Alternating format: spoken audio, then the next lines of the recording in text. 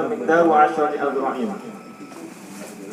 Wa 'alal mighlaqi miftahun mughlaqun tuluhu dira'un wa nisfun. Lahu isnata 'asyara sanatan. 'asyara sunnatan. Kullu wahidatin minha ka rashatin a'dham.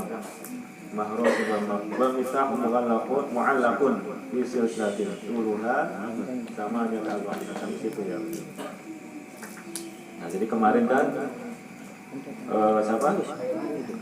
Khalifah Harun ar-Rasyid memerintahkan para ilmuwannya lah, para insinyur atau para arkeolog untuk meneliti. Jadi membuat satu riset. Riset apa? Untuk mencari tembok yang pernah dibangun oleh Raja Dzulqarnain. Tembok apa? Tembok yang terbuat dari besi untuk mengurung Ya'juj Ma'juj. Nah, kemudian mereka akhirnya berangkat dibekali dengan apa ya? Makanan ataupun uang, kendaraan dan seterusnya. Dan juga dibekali oleh surat-surat untuk melewati berbagai macam kerajaan, ada berbagai raja, berbagai pemimpin. Jadi dibekali surat untuk apa? Untuk supaya membantu para rombongan ini dalam rangka mencari tembok atau benteng yang pernah dibangun oleh Raja Dzulqarnain. Kalau kemudian ketemulah ya, hari sedangkan ketemu di daerah Turki. Nah, kemudian qala fakana ahlu tilkal husuni yarkabu minhum fi kulli jam'atin asyratu fawaris ma'a kulli farisin masrubatun min hadidin kullu masrubatin khamsuna minnan Badribuna al-bab bitilka mazari kulla yawmin salasa marrat yasma'u min wara'il bab as-sawtu fa ya'lamuna anna hunalika hafadha fa idza daraba ashabul qafli wada'u adhanahum yasma'una liman fihi dawiyan. Nah, jadi di dalam wilayah benteng tersebut ada para penjaga yang konon katanya turun temurun mereka itu diberi wasiat oleh Raja Dzulqarnain untuk apa? Untuk selalu membuat keributan atau selalu memukul-mukul pintu yang ada di benteng tersebut. Agar apa? Agar Ya'juj Ma'juj itu merasa ketakutan karena masih ada pasukannya Dzulqarnain. Nah, di situ dalam tiap-tiap di pintu tersebut itu ada beberapa kelompok atau apa namanya ya? Ada beberapa grup. Nah, tiap-tiap grupnya itu ada 10 kuda. Dan 10 kuda itu akan diganduli atau digantungkan pipa.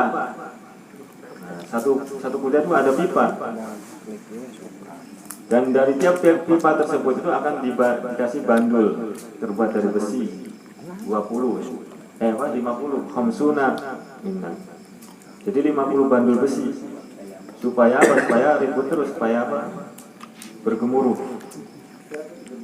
Nah, fadribuna al-bab. Kemudian pintu tersebut akan dipukul bitilkal mazarib dengan pipa-pipa tersebut sehingga apa? Sehingga terjadi gaung yang sangat keras sekali. Nah, setiap hari apa? Salah samarot. Setiap hari itu 3 kali. Supaya apa? Supaya mereka para Ya'juj Ma'juj itu akan mengira bahwasanya pasukan Dzulqarnain masih ada di depan pintu, sehingga mereka tidak akan berani untuk keluar. Nah, fa idza daraba ashabul qabr wa da'u adhanahum yasma'una liman fihi dawiyan. Qala wa bil qurbi min hadhil husun hisnun kabir jiddan wa ala babihi hisnani kullu hisnin minha mi'ata dirham Nah, dekat dengan pintu tersebut, dengan tembok tadi, benteng tadi, itu ada benteng lagi, ada tembok lagi yang sangat besar, tembok yang sangat kuat, yang mana kullahis minha mi'ata dirahim. Jadi setiap benteng itu panjangnya itu mi'ata dirahim, 200 dirah. 200 dirah kalau misalkan dikali 40 berapa? 800 ya. 80 meter berarti. 80 meter. Ya, 800 cm kan berarti 80 meter jadinya. Nah, itu temboknya ya. Besar sekali.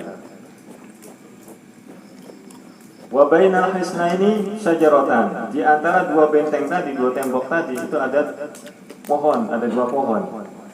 Wa ainun ma'in azbun. Dan juga ada apa? Ada mata air di situ. Jadi di pintu gerbang itu ada tembok besar, ada dua pohon dan di situ ada mata air. Wa fi ahadil hisnaini alatul bina. Di antara dua tembok tadi, dua benteng tadi itu ada alat-alat untuk membangun, alat membangun aja. Apa namanya? Alat tukang bangunan lah. Allati bana biha as-satu, yang mana dulu pernah dibangun oleh Raja Dzulqarnain. Jadi alat-alatnya ditinggalkan di situ. Minal qudur al-hadid. Jadi wadah atau ember atau apa namanya? Wadah besar yang terbuat dari besi.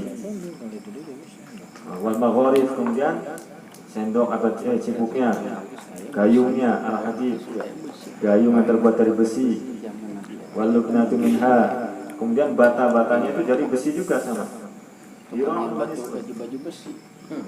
Jadi batanya itu, lempengan batanya itu 1 dirok setengah, berarti 60 cm ya. Panjangnya bata, hebel 60 ada nggak? Ada. Sebesar hebel 70 ya, hebel 60 gitu. Ya mungkin segitu lah, sebesar hebel besi-besinya. Bata yang nanti akan jadi dinding yang pernah dibangun Dzulqarnain tersebut. Yang murabiha asadu in khoroba min husyai'an. Jadi apa, sebagai cadangan lah. Jadi alat-alat tersebut ditinggal itu sebagai cadangan kalau misalkan ada benteng atau ada bata atau ada besi yang jatuh, yang runtuh, nah nanti langsung ditambal dengan besi yang lain.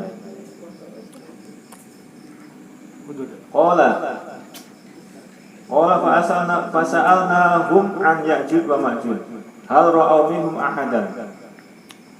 Nah, kemudian kami bertanya kepada mereka, kepada penjaga pintu tadi, penjaga apa? Benteng Dzulqarnain. Jadi rombongan dari Harun ar-Rasyid itu bertanya tentang Ya'juj Ma'juj. Hal ra'aw minhum ahadan. Apakah kalian pernah melihat mereka? Pernahkah di antara kalian melihat Ya'juj Ma'juj?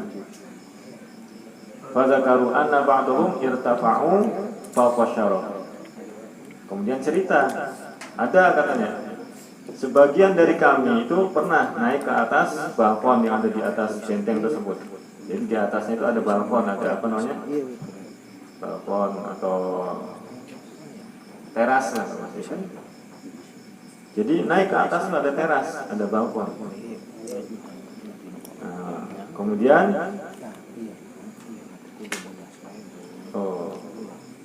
Anda ba'dhum bukan.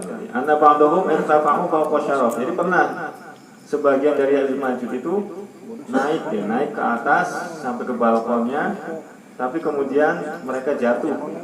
Fahabbat riyahun wa alqathum ilaihim. Sehingga apa? Sehingga mereka jatuh. Fara'autu larrajul fi ra'il 'aini shibran wa nisfan. Jadi tingginya si Ya'juj Ma'juj itu cuma sejengkal setengah, 30 cm. Ya'juj Ma'juj 30 cm cuma tingginya. Tapi buasnya minta ampun. Jadi cuma sejengkal setengah katanya. Qala salam wa katabtu surata ma ra'aitu wa raja'na ala burudina. Nah, kemudian yang termasuk di situ adalah salam at-turjuman. Itu menulis apa segala informasi yang didapatnya tentang tembok Dzulqarnain dan Ya'juj Ma'juj. Ditulis semuanya. Istilahnya risetnya berhasil lah, ketemu dengan tembok tersebut. Nah, semuanya ditulis di kertas atau di bukunya. Hatta wasalna ilal wasik, sampai kemudian mereka kembali lagi pulang ke kerajaan yang ada di Baghdad. Kemudian fa akhbarnahu bi khabari saddi wa ma ra'aynahu fi tariqi wa fawasalna bi silati jazilah. Mulai diceritakan semua kepada Harun ar-Rasyid tentang petualangannya tersebut, menemukan tembok Dzulqarnain atau Ya'juj Ma'juj. Jadi tiap informasi diceritakan terus, mulai dari ketemu dengan apa, satu daerah yang penuh dengan apa, tanah yang hitam pekat, kemudian tanah tersebut bau seperti apa, bangkai baunya. Itu diceritakan semua. Sampai ketemu dengan kaum yang ada di situ dan mereka bertanya tentang siapa sih yang mengirim kamu ke sini. Dijawab adalah Khalifatul Mukminin atau Amirul Mukminin. Jadi seorang khalifah yaitu dari Baghdad katanya. Dan mereka bertanya siapa sih khalifah itu, namanya Al-Wasik billah Harun ar-Rasyid yang membangun apa? Kota Samara, Sarumanua. Jadi Samara itu singkatan Sarumanua. Jadi setiap orang yang memandang itu akan bahagia di kota tersebut. Sarumanua. Sarro bahagia, man orang, ro'a yang melihatnya. Nah, yang disingkatnya Samara. Itu ada di daerah Baghdad di Irak. Jadi dulu Irak itu kota yang sangat maju, kota yang penuh dengan apa? Para cendekiawan, banyak ilmuwan di situ. Dan Harun ar-Rasyid inilah yang kemudian membangun satu departemen lah atau lembaga yang khusus untuk meneliti tentang ya hal-hal yang sifatnya ilmiah, keilmuan. Saya mengatakan namanya Baitul Hikmah di lembaganya, tempat berkumpulnya para ilmuwan. Wayurwa dan diriwayatkan anal Khadiro, sesungguhnya Nabi Khadir wal Ilyas dan Nabi Ilyas eta yahrisani asad kulla lailatin ila subah. Dan konon katanya ada riwayat mengatakan bahwa Nabi Khidir dan Nabi Ilyas itu menjaga tembok tersebut setiap malam. Jadi kalau malam itu bagiannya Nabi Khidir dan Nabi Ilyas, security-nya bagian malam. Karena kan kemarin dikatakan bahwa Nabi Khidir itu termasuk penasehatnya dari Raja Dzulqarnain. Nah, Raja Dzulqarnain sudah wafat, Nabi Khidir masih tetap hidup. Karena apa? Karena Nabi Khidir meminum air kehidupan yang pernah diburu oleh Raja Dzulqarnain. Tapi kemudian Dzulqarnain tidak kebagian minum, keburu hilang airnya.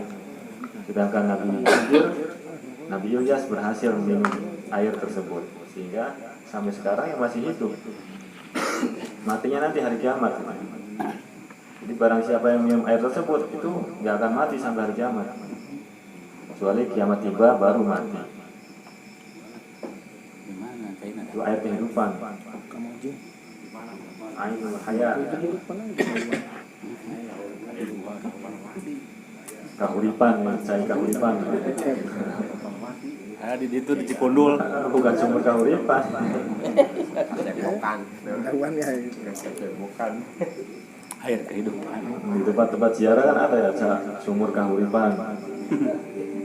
Sumuran huripan.